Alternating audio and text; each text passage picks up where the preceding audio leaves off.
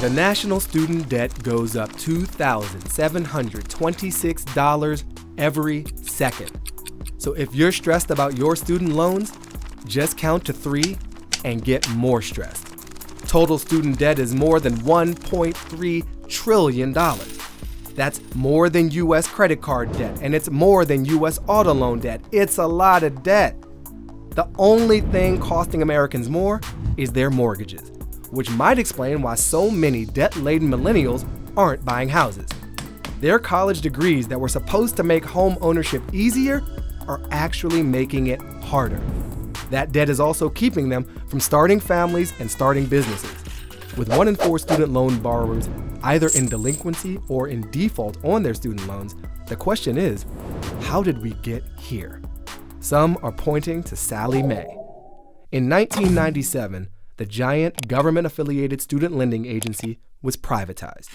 Suddenly, what was the job of public officials became the job of for-profit companies, who cared less about relieving students and more about, well, profiting. That was literally their job. Cut to 11 years later, and the Great Recession forced states to cut funding for schools, which is why, despite everything, tuition is on the rise.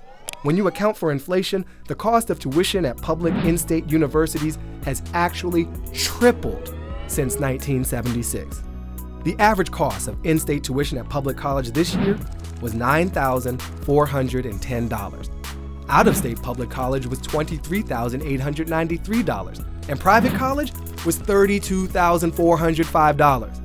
And those numbers don't even include money for room and board, textbooks, and all those energy drinks.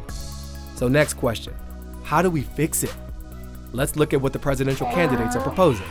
Democratic presidential nominee Hillary Clinton has revealed a debt-free higher education plan that would allow students to refinance and never spend more than 10% of their monthly income on loan repayment. She also wants to make community college free for everyone.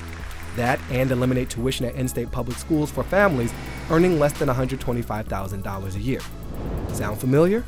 Thank Bernie Sanders.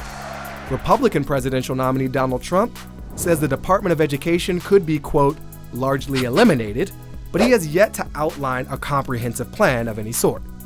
Meanwhile, the Republican Party platform has called for the federal government to get out of the business of student loans altogether.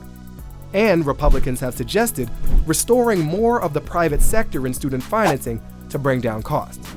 No matter who ends up in the Oval Office, the class of 2017 is still on track to be the most indebted in history. Hopefully 2018 will see an improvement. Until then, give your politicians a pass or fail with your vote.